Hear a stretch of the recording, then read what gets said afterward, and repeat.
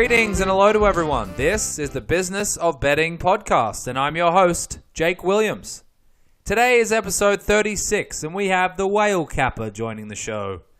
The Whale Capper is a sports bettor based out of Southern California, and has been involved in sports betting for over a decade. We discuss the nickname Whale Capper, betting offshore, how to build a sports betting model, betting with Bitcoin, NBA and NFL, and advice on what not to do when sports betting. This podcast is proudly sponsored by Betfair. Betfair operates a betting exchange and is licensed in the Northern Territory of Australia. Residents of Australia can join Betfair by visiting betfair.com.au and support this podcast by using promo code BOBPOD. Please gamble responsibly. As always, you can find us at businessofbetting.com or at bettingpod on Twitter. Please fire in any questions or feedback and potential guests you would like to hear from. So thank you for listening, and I hope you enjoy my chat with the Whale Capper.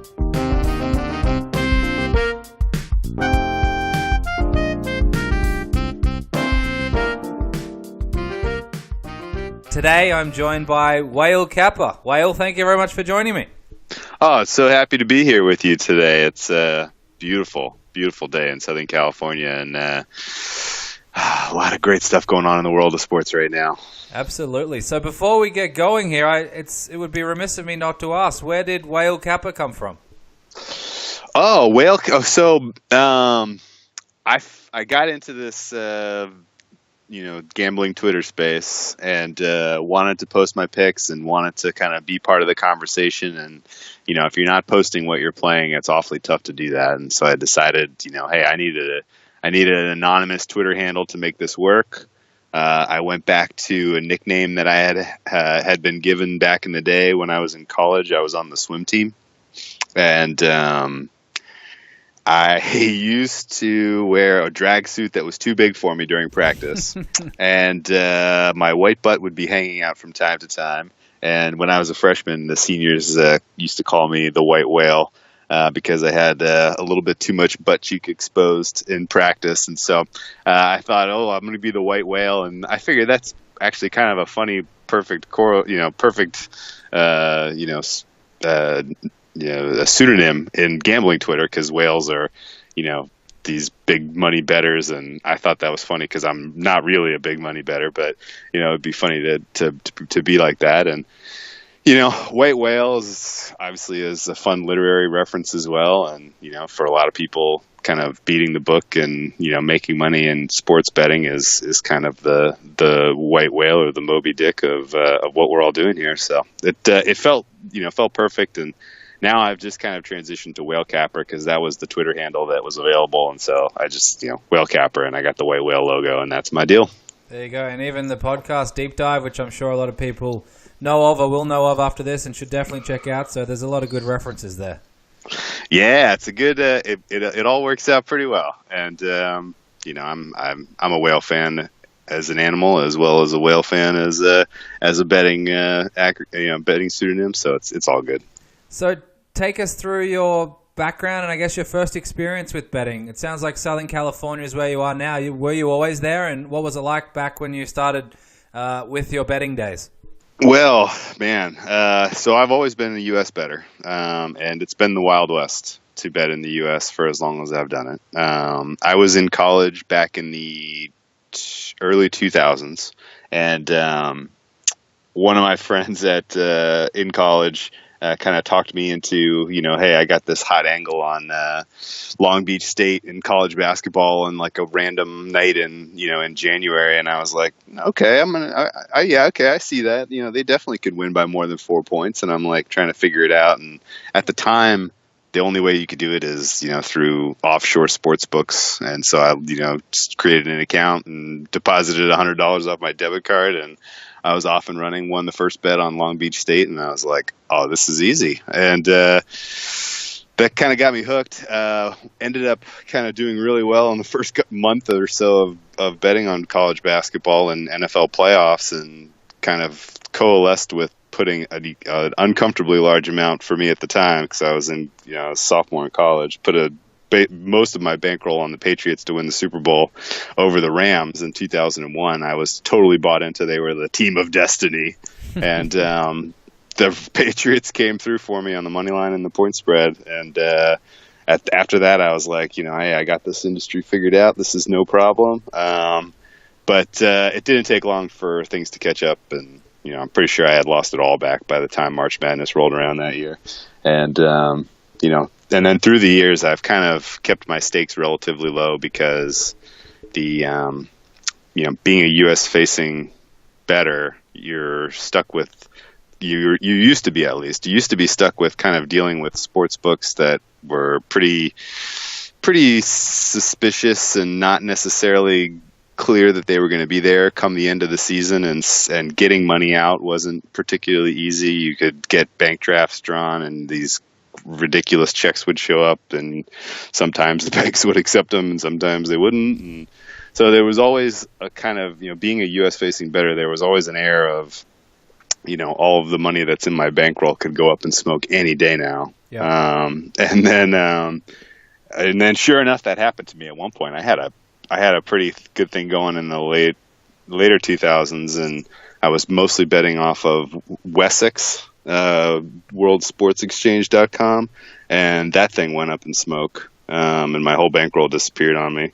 And after that, I was like, you know what, I got to take a little bit of a break here until they legalize gambling or something, and I just would bet when I would go to Vegas and things like that. And then like a new wave of kind of more respectable sports books kind of rolled into the offshore space, come like 2012 probably.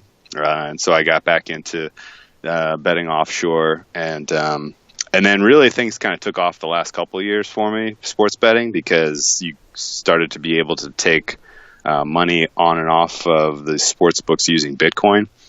And that was like a huge game-changing revelation, just being able to convert bankroll to and from Bitcoin. And then when you weren't actively wagering for the NFL, for instance, you could let your bankroll grow in Bitcoin. And it got to the point where I'm now at the place where I'm like, okay, now that I'm when I place futures, they need to be at a Bitcoin backed sports book so that your bankroll isn't just sitting there in purgatory, it's actually earning potentially.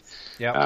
And just having the flexibility of being able to move money between books relatively fluidly, and not having to be worried really about getting your money out when you want it back in your hand. All that has kind of changed thanks to cryptocurrency. So that's kind of my journey. So take us back to the moment where you put the first amount of Bitcoin into an offshore sports book. Were you petrified? Were you completely confident? Was the Bitcoin worth, $100? Was it worth $2,000? What's some of the moments you remember from that? The first time I did it, I was playing with like $5 worth, and it was at an actual Bitcoin sportsbook, Nitrogen Sports. And I don't know if you have any affiliates, and I don't necessarily mean to stump for any one particular book, because I think they all offer relative value in their respective sports and things like that. But I literally just was like, I'm going to figure this out. And, and any Bitcoin transaction, the first couple of times you do it, you clearly feel like you're at the will and the whim of, people who know a lot more about this than you do, and this money could disappear any second. And it takes a couple of times getting used to it to kind of break through and feel like, okay, now I have kind of an understanding of the system. And yes, no, this isn't even really money that's going through the ether. It's just being recorded on a ledger, and it's not going to disappear, and that sort of stuff. You start to get a better, more comfortable feeling, and you can kind of up your stakes in the game as you feel better about it. And it wasn't until the 2016 NFL season that I was like, okay, I'm really going to get all in on this, and I bought a good amount of Bitcoin at that time. And it was funny too. I think at the time it was probably about $180, $200 a Bitcoin. Yep. And I bought $2,000 worth, and I was like, okay, I'm going to stake my NFL bankroll starting with $2,000 this season, and we're going to turn this into something special. And I sent my Bitcoin, my $2,000 worth of Bitcoin to my sports book. I ended up doubling from $2,000 to $4,000, and then when I took it out, I had less Bitcoin than when I started. And I was like, holy smokes, like if I had just done the same experiment and just let it sit there, it would be worth more than actually, making excellent sports picks and doubling my bankroll. So that was kind of an eye-opening experience into the potential growth of Bitcoin. And by no means am I, wealthy enough to retire or anything off of Bitcoin investments, but it does make up a nice little chunk of my retirement, I would say. And I hope to see it keep growing and see people keep getting involved and using it. And, it's an exciting time. So why were you more confident? I know you can, in theory and probably in reality, go back into the distributed ledger and find the transaction, but couldn't Nitrogen Sports or any other bookmaker out there technically just take off with your Bitcoin as well? That's true. That side of it, where the book, you're counting on the book staying liquid, is, that's a risk no matter who you're going to make a book with, right? I mean, it's still not like in the UK or wherever, where if they have a legal obligation to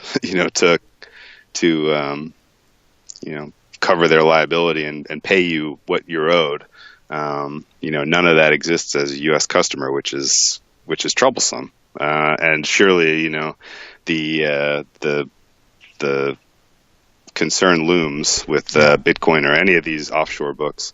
I would say, though, that the overall growth of cryptocurrency and what's happened has to have made most of these offshore books who were early in the game of adopting Bitcoin as a deposit mechanism, they have to just be flush with cash right now. I would be surprised if there's really any risk unless there's like a major crash in cryptocurrency. I don't think any of these sports books are struggling to find the cash right now. I think they probably made 10x what they were expecting just on the growth of Bitcoin, just holding it and being part of the early usage cases and the early adopters. So yeah, well, it certainly takes away the scare of, checks from a lawn mowing company coming into your mailbox and all those fun stories you hear. So I certainly agree. Absolutely. Every other aspect of that sort of transactional basis in traditional banking is sort of alleviated, certainly. So I guess that's a very fun story. It's going to be funny when you tell your grandkids about the first Bitcoin bets you were placing in 40 or 50 years and see what their response will be. But that's a pretty cool story. Oh man, I have some tickets from some Nitrogen Sports bets that I made back when it was like, this was $50 worth of Bitcoin, and you look at the number now and you're like, oh my god, like that was a $15,000 bet. Like Jesus, like oh my god. And it's just the way that it's gone with cryptocurrency lately, and I don't have specialized knowledge or more than just an interested party's kind of interest in cryptocurrency. So I'm not necessarily the right person to speak to all this, but I definitely think that the demand and the usage cases are growing daily, and we're headed for some pretty amazing stuff here in terms of just being able to be your own bank and have a store of value in this cryptocurrency, which is potentially more secure than even a federally backed bank in the United States. No doubt. So take us back to what you needed to transition from SoCal native who probably had many options, I would hope, coming out of university, to a full-time sports bettor. Did you think, I got to move to Vegas? Did you think I'm going to, what were you thinking back then? Okay, so I should clear up some misconceptions, I suppose. I am not necessarily a professional doing this. This is a hobby interest for me, through and through. I've probably going to have to make a decision at some point now that I've kind of developed a following and recording a podcast and writing articles and even doing videos now for tennis stuff. I'm probably going to have to make some sort of decision in the coming years, and I think I'm just kind of holding out for hope that gambling becomes legal in the United States, and that it then and therefore is kind of a worthwhile occupation. Yep. But right now I'm a professional engineer and seismologist. So I deal with earthquakes and ground and seismic hazard and ground motion earth science problems for my full-time job on a day-to-day basis, and then as my kind of my principal hobby. Like some people fish, some people hunt, some people like to run marathons. Well, my hobby is I like to handicap tennis, NBA, and the NFL, and so that's kind of just been my my whole role, I guess, on gambling Twitter and whatnot has been, this is what I'm doing for my own entertainment, and I'm happy to share information. And I've found that kind of the best way to connect with people and the best way to kind of learn new angles and get information on games and get information on players is to just share your information and your opinion on things for free. And if good people find you and you engage in good enough conversations and develop personal relationships, and the next thing you have a whole pipeline that helps feed your own mental models about certain sports, certain games, certain handicapping styles, and makes you a better handicapper, and keeps you fresh, I suppose, because it's kind of an ever-changing. It feels like, at least, it's ever-changing. The market feels like it's becoming more and more sophisticated, and so you kind of really have to stay on top of that sort of thing. And a great way to do that has really been to talk and learn from people on Twitter, and so that's more or less been my approach.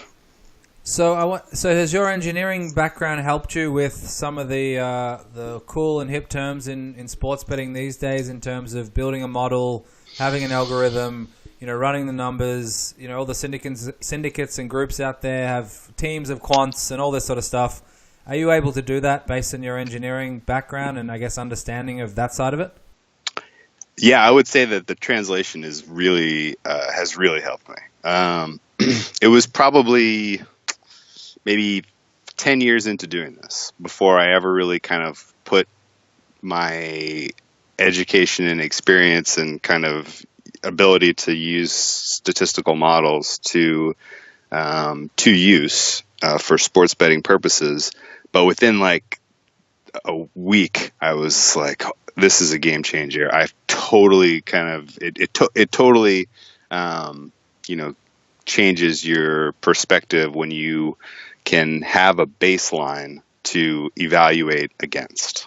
And probably the first year I was using models, I had varied success. I kind of went into it thinking like, oh my gosh, this is perfect. Like, I've got a way to beat the system. Like, this is, no one else knows how to do this. And that was pretty naive, because obviously a lot of other people are using models, even if it's something simple as like I'm using power numbers in the NFL or something. I mean, that's a model. Yeah. Like, you're effectively using, your tools to kind of understand what the baseline expectation ought to be, and helps you find an edge, and you can go much more sophisticated than that. And I've kind of gone, both ways on this, and one season gone way overboard on like, okay, I'm going to build regress all of the data from the last 5 years and build all of these bells and whistles into my model so that I can just kind of mindlessly capture all of these angles and trends and things that you kind of see over the course of seasons.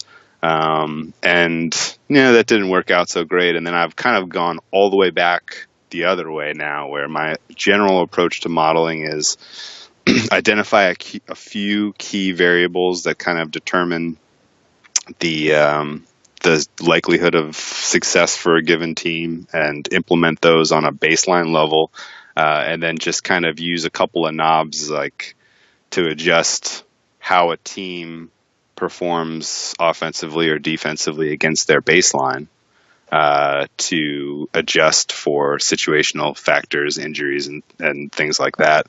And that way it's kind of a mixture, I suppose, between something that's purely statistical and something that's kind of judgment based and kind of traditional handicapping based. The Betfair Exchange isn't a house that sets the odds. It's betting at its purest. One punter's opinion against another's. Play the game within the game at betfair.com.au. Gamble responsibly. So the perception is that it's really, really complicated to have a model, to build a model, to run the numbers, have the algorithm. If I'm an 18-year-old person, let's say in Australia for argument's sake, no engineering background, no tech background necessarily, how would you suggest that they get started in statistical modeling or using some of those fancy words? Is it enough to have Excel and put the numbers through there and do some calculations? What would you suggest to those types of people starting out?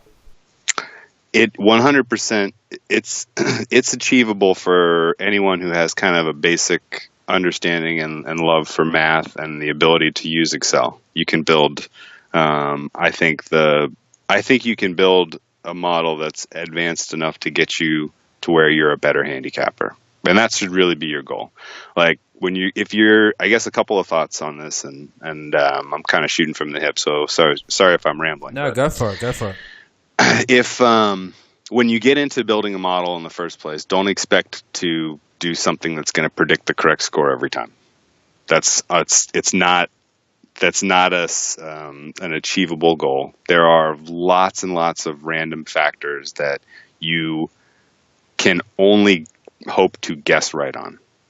Great examples in football, like you can't exactly expect to guess how penalties will be called in a game, how fluke turnovers will break one way or another. Like you can go into a game and say, okay, well, this team has been lucky in terms of recovering their own fumbles and then recovering other teams' fumbles. But you can't necessarily use that as a forward prediction and say, okay, well, because of that, they're going to recover a fumble in this game. And then that's going to influence the score this way and this way, right? I mean, like that's guesswork. And so, you can to a degree try to make it very, very complex if you want. And I know there are people that do that and do that successfully. But for me, it's more, I think, a good lesson is just keep it simple. The ways that I've found to kind of make sure that you are doing something that's helping you. Oh, and by the way, I am a strong advocate for just do something. Yeah. Right. If you are just doing something to give yourself an expectation of what the score is, so that you're not just looking at numbers and using your gut, you're going to find that you immediately are doing better. And that goes for, a lot of aspects of just kind of gambling for a long time. Like if you're just out there shooting from the gut, you're more likely to kind of be influenced by what you've seen recently, whether you're feeling good about how your picks have been recently or whether you're feeling bad, whether if you're just going with your gut, you're more likely to kind of fall into a lot of the typical gambler's traps. And so if you were just at the bare minimum, like calculating a score and holding it up to the lines and seeing if it makes sense, like you're right away going to be able to make some better evaluations, right? And so that's a no-brainer for me. Give it a try. Do something to project a score and compare it to the lines. And to do that, a couple of the lessons I've found are, one is make it easy on yourself so that you can do it every day or every week without a lot of work, right? Because the more work you make for yourself every week, the less likely you're going to stick to it and be able to find consistency. And another key lesson of gambling for as many years as I have is if you can kind of find a groove and be consistent, it helps you get through some of the highs and lows without really, breaking your, without breaking your bankroll or without, getting too confident in your own abilities. And so finding consistency is important. And so I guess I'll use NBA as an example. When I start an NBA season, I set up an Excel spreadsheet, which I put every single game for the whole year, right? So I'm basically automating it. So I'm like, okay, let's predict the score of every single game from October to April. And so you have one sheet. I'll have one sheet where I have the list of games. That sheet will call from a database on a second tab, which you kind of keep your baseline statistics. So you basically can pull in an offensive efficiency, pull in a defensive efficiency, pull in a pace for any team, and then you compare those for the two teams as they match up and use some sort of simple algorithm to project then what each team will score.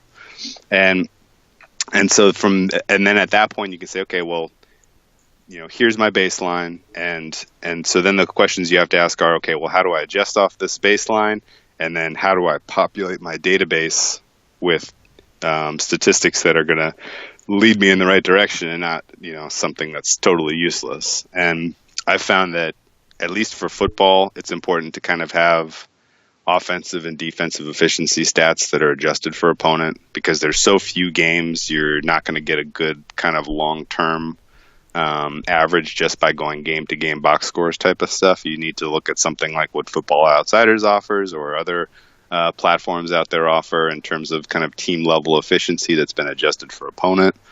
In the NBA, I think it's less important to adjust for opponent because there's so many games. You can get a pretty stable average just, once you have 10, 15 games in the hopper. Things will change over the course of the season, and game by game will change around the average. And you can capture a lot of that, really, if you know who's going to start and who's injured and, who's getting rest. And, if a team has been on the road for they played 4 games and in 6 nights on the road, you can kind of expect what you can ding them a little bit on their efficiencies. And, so there's the factors you can kind of turn the knobs, I guess, off of your baseline to help you fine tune your projection. And any time you project a score exactly correctly, from my opinion, it's a combination of you had a good baseline and you guessed the correct adjustments. Yeah.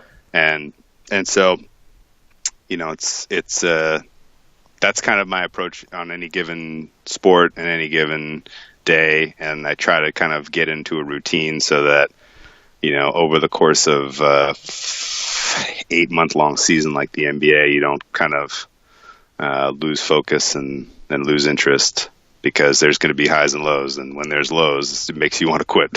So, no doubt. So, what about something like market intelligence in NBA or NFL? Let's just say season wins, for example, which have been out there for 2 or 3 months, and they might have changed to half a win, full win, whatever it might be. Is it worth including things that have been out in the market for a long time that, in theory, have the wisdom of the crowds, let's say, factored into that season win line? Do you include something like that in your models, or do you leave out market intelligence type information? I haven't, but that's a great idea. I guess when it comes to season wins, at least I only really kind of know and think and look at the NFL stuff. And my opinion is the numbers that the bookmakers hang at the beginning of the season are usually some of them are usually way, way wrong. And so even if there is some market intelligence and they've kind of corrected from, they were expecting 8 and it now looks more like it's going to be 4. And so they've dropped their number to 6 or 5 or something. And they're trying to kind of create an equal liability. I mean, it's in some cases, the bookmakers, trying to project out weeks and weeks on a season long type of number, they're going to be way wrong more than they are close. Yeah. And so sometimes you can, that it could be misleading. And I mean, what's a great example of that actually of market intelligence kind of being misleading is the NBA playoffs. When you have a series of game after game after game, 2 teams matching up over and over and over again, right?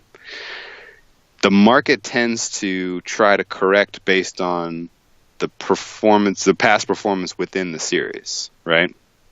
And almost always that's a misindicator, because the coaches are specifically making adjustments from game to game to try to correct things. Yeah. And sometimes it works and sometimes it doesn't, right? I mean, you could have 2 results that are identical from game 1 and game 2, but a lot of the times, and there's people who run specifically this kind of zigzag theory in the NBA playoffs, and it doesn't always work. Believe me, I've seen people espouse this theory, and it just goes up in flames.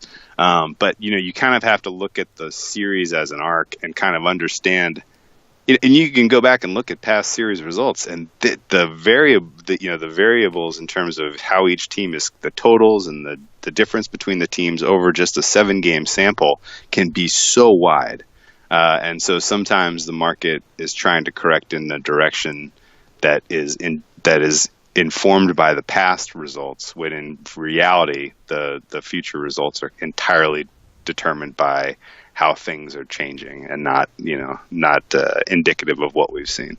And so a lot of the times you can just capture huge edges on sides or totals if you have some information or some expectation of what, if you're reading the right information from the beat reporters, or hearing from, guy who's training, like, this guy's hurt a lot more than anyone knows, or, if you can capture small bits of information and kind of have a more realistic expectation of how a series is going to go, you can capture huge edges on the lines in the NBA playoffs. And in fact, like, that's my favorite time of year for sports betting, really, because you can bet alternate totals and alternate spreads, and a lot of the games come nowhere close to the posted totals and spreads. And so if you figured it out and you've got the right side, or if you've got the right over and under side of the total, you can really get a nice payday if it goes way over or way under, or if some team just completely cleans the other team's clock.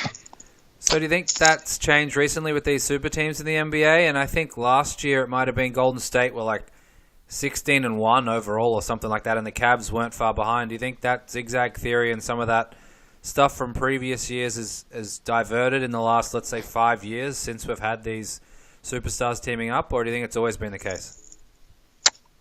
I think there's been less zigzag in the last couple of rounds, a couple of years of playoffs than there were 5-10 years ago, for sure. You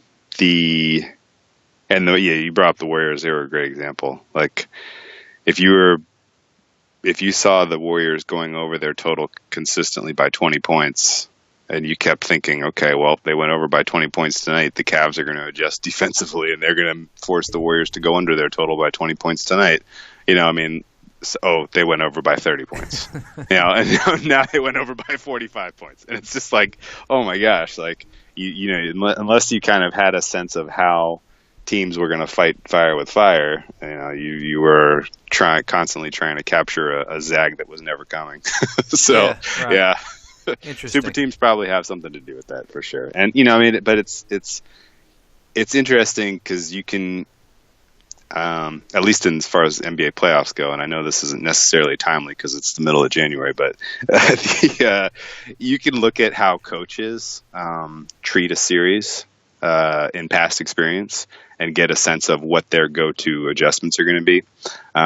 If they're you can find good analogs usually by going into seasons past, playoff series past, and just seeing how a coach responded.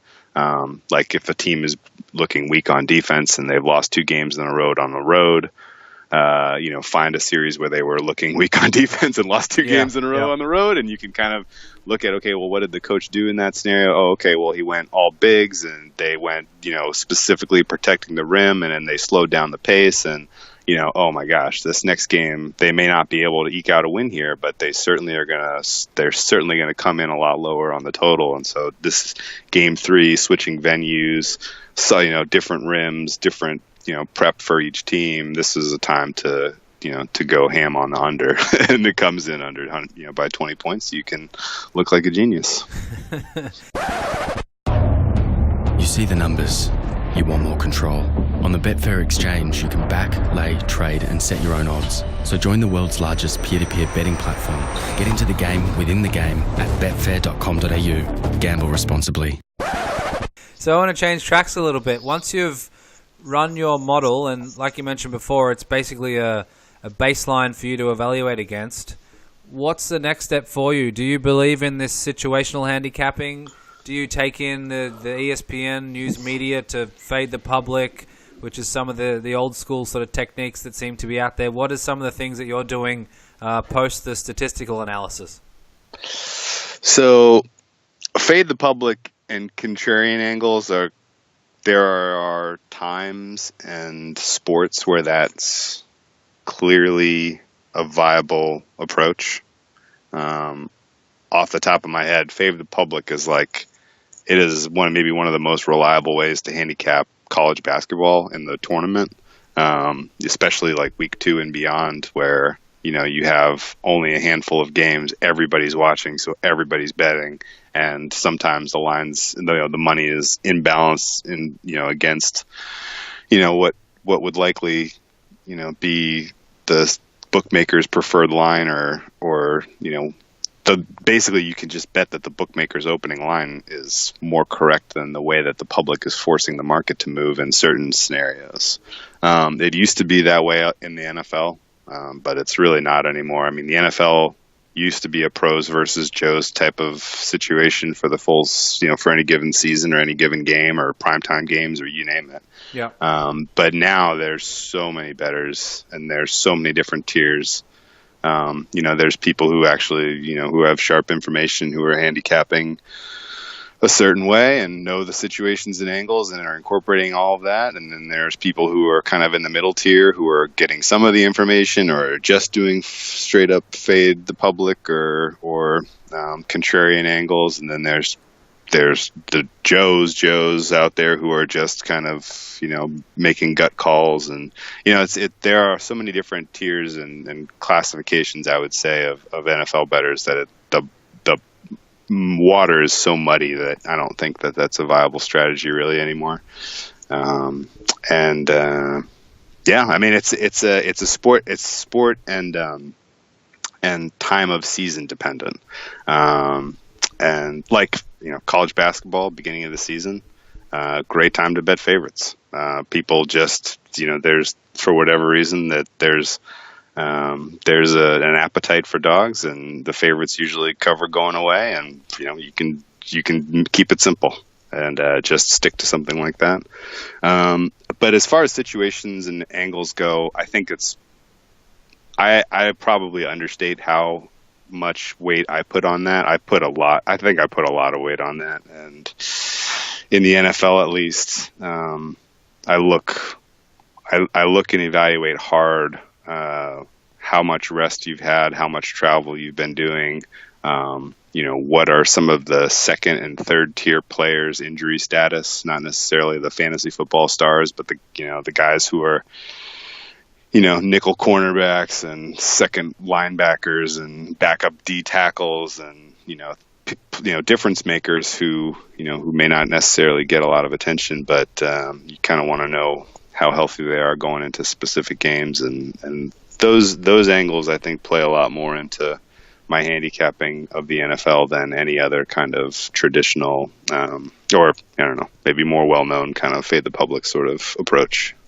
Yeah, and I think the home dog on a Monday night sort of angles is long gone, but some of the other, it sounds like you're a bit more deeper in the analysis in terms of, the backups and things like that. Even things like you hear a little bit, well, this team isn't great, against tight ends, or maybe their third and fourth corners aren't fantastic, so a team with a couple of wideouts and a good slot receiver can probably expose them.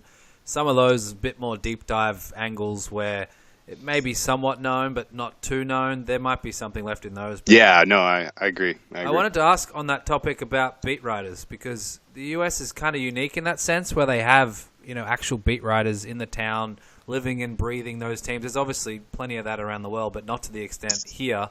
How much do you rely on beat writers as a US handicapper and knowing, college basketball, NFL, NBA, some of these sports? Oh, it's if you're going to do college, if you want to, I specifically stick to pro sports because I think it's pretty important.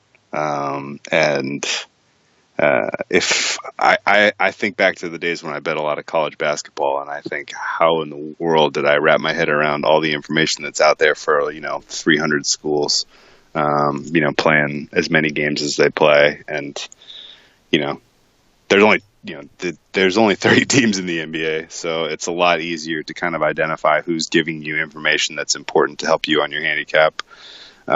It's for the most part in the NBA, at least in the regular season, it's pretty straightforward. You just need to know who's getting rest and why, and how much rest to expect for certain teams and certain players, and you need to know kind of what you need to know what that rest is going to do to the or what the injury is going to do to the team in terms of how they're going to roster and how it's going to change their pace, how it's going to change their efficiencies. Because if you're doing a baseline score projection and it's based on 10 games with a certain starting lineup and a certain bench rotation, and now all of a sudden one of the 5 starters is going out. Maybe he doesn't have huge stats, but maybe he was an important part of how they like to run certain offensive sets, and now they're going to put in a guy who's a lot less able to get offensive rebounds. So now the team, instead of going for lots of offensive rebounds, they're going to be running back on defense more.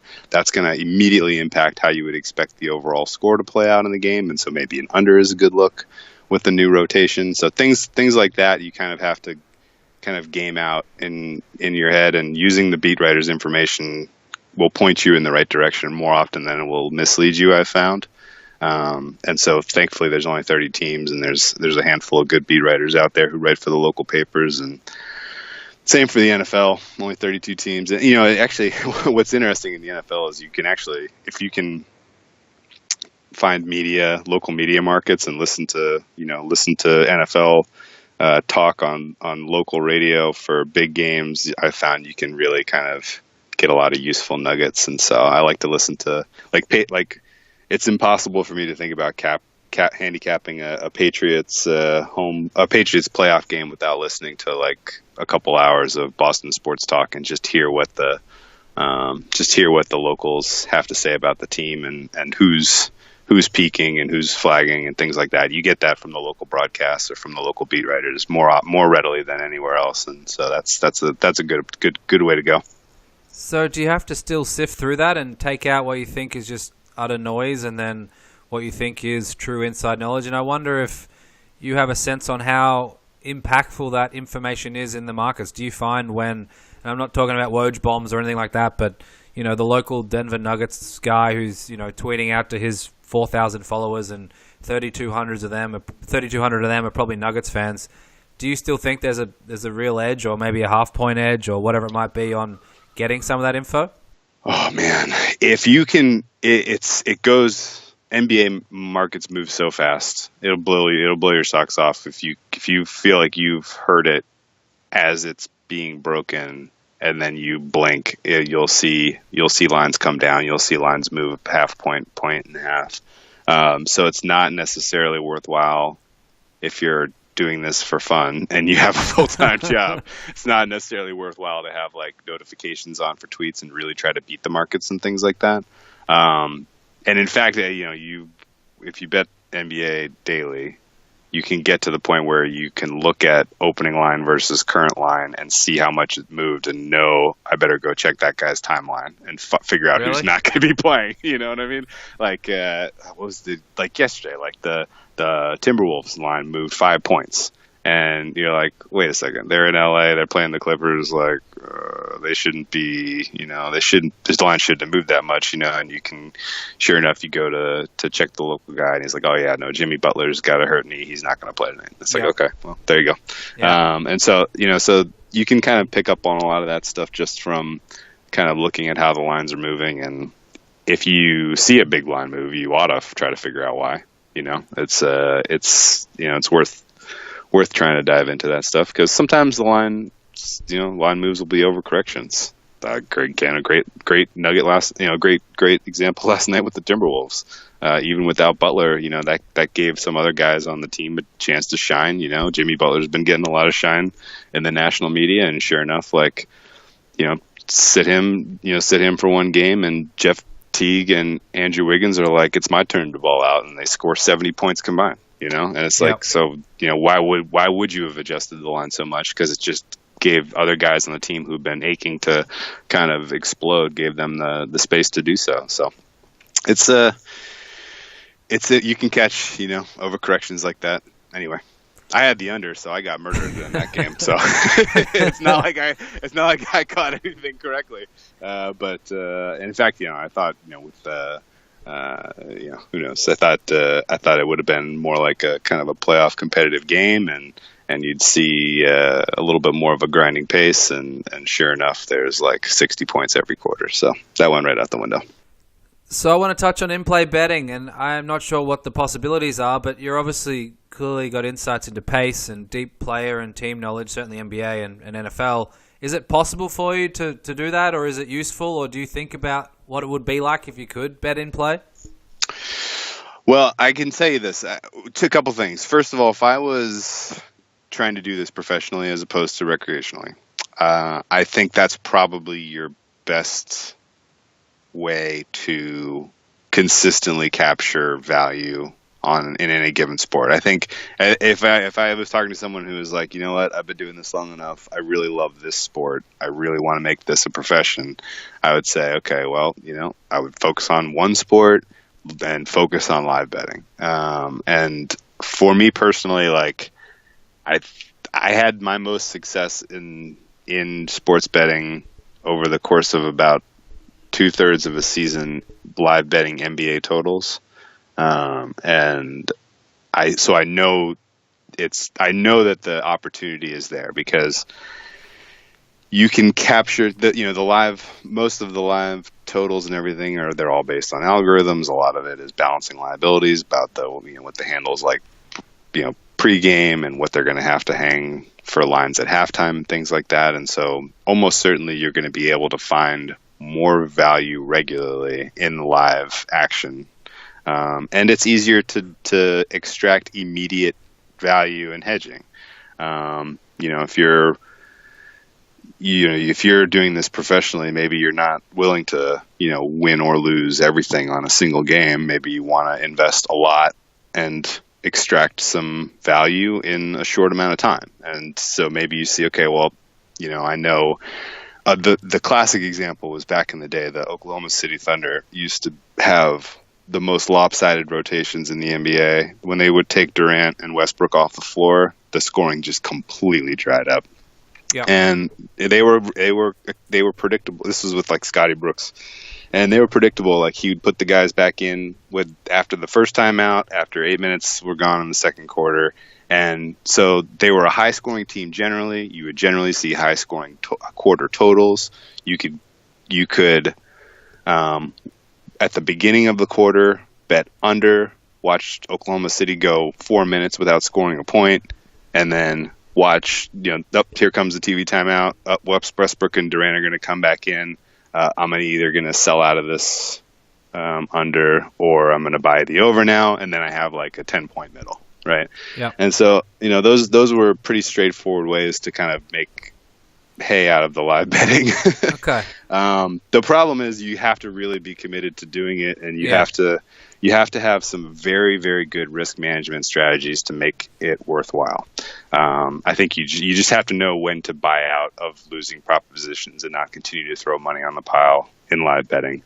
I eventually had to just completely stop doing it entirely, because I was like, I couldn't ever get that aspect of it down to where if I had a pregame expectation of what the pace was going to be and the points were just piling up, and I'm like looking at the pace statistics through 2 quarters and like there's just no way this can carry on, or something like that, and it was tough. It was too tough for me to kind of get over the mental hurdle of I was wrong at the beginning of this. This is not going correctly, and there's not going to be a big shift here where I can capture some value going back the other way when I'm finally proven right in the third and fourth quarter. So it's something I had to just totally stop doing, because I wasn't prepared to commit the time and effort to become disciplined at kind of stopping my losses, so I suppose is the right way to say it. And so it was just like, look, I see that there's value and there's a proposition in doing this, but you just have to have a more structured way of doing it than I was doing at the time. So I don't live bet at all anymore. I don't have time bet even.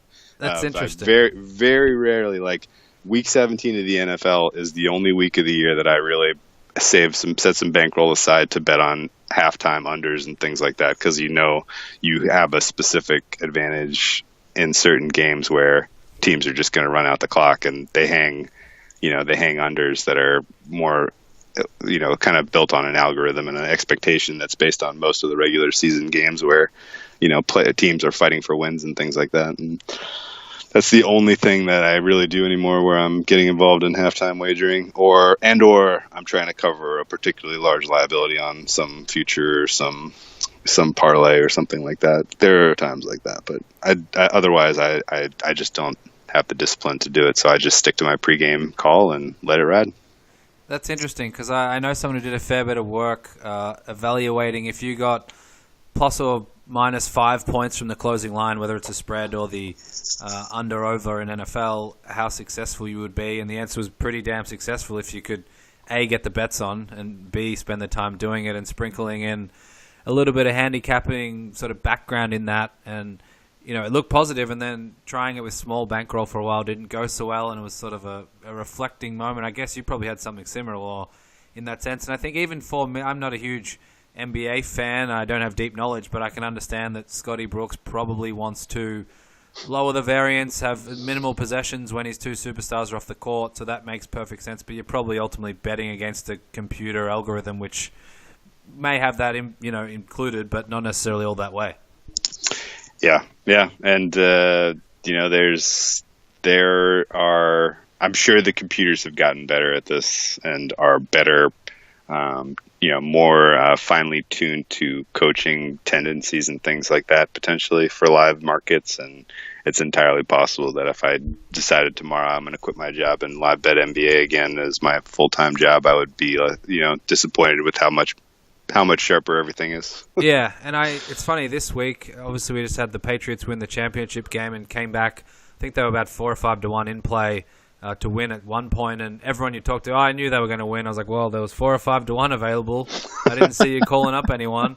And then they say, yeah, it was always going to happen. I say, well, what happened in the first game of the season against Kansas City? I think they were down 14 then, and then they were down 17, and then 21 or whatever it was, ended up losing by 2 touchdowns. We don't talk about that game where you thought they were going to come back, and it's the same discussions. Yeah, and anything that really challenges kind of your pregame perception, and challenges how right or wrong you think you are is, brings emotions into it that make it more difficult to kind of be disciplined. So, the Business of Betting podcast has set up a Patreon page. To all the listeners, if you wish to support more actively, feel free to do so via Patreon. The Business of Betting podcast will always be free. I got one more question. I really appreciate your time. This has been lots of fun, but before I let you go, have you got any advice for whether recreational or semi-professional people out there about what not to do when they're sports betting? And we've touched on a few things, but I'm interested to hear about some of those things from you.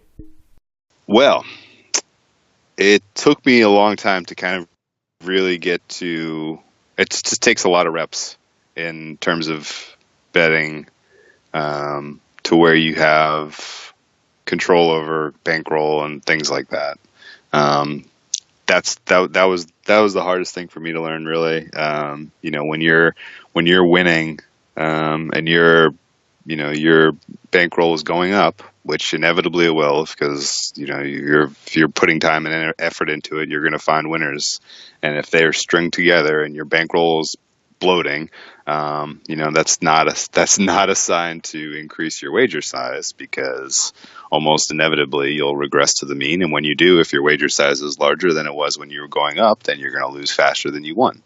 And so kind of maintaining a consistent consistent wager size over the course of a season is really, really important. Knowing when to kind of stop your losses is particularly important if you're betting a large volume, I guess. The kind of key to kind of taking emotion out of it for me was betting a wager size that I didn't have specific. I didn't lose sleep losing. Yeah. If I put 5 plays, if consistency is key for me, kind of getting here, if I put 5 plays in action and I have the same wager size every night, my goal really is I want to go 3-2. I want to win a unit every night. And if I go 4-1, awesome. If I go 5-0, that's incredible. If I go 2-3, it doesn't hurt. If I go 1-4, it doesn't hurt. If I go 0-5, like, I'm angry. I want to get back after it and, get a better card up the next night to win it back. But I'm not going to do that by upping my unit size. I'm just going to stick to what I'm doing and not fundamentally change my approach and play more games or larger units or anything like that, because that's the most surefire way to get yourself caught up in an emotional spiral. No doubt, that's very good advice. Before I let you go, your Twitter account and give your podcast a plug. It's very good. I listen to it quite often, so I suggest others out there do so as well. Oh, well, thank you. So you can find me on Twitter at whale_capper, and that's capper with 2 P's, I guess. That's the only way you can spell capper, right? No matter if you're in Australia or UK or the US, right? Yeah.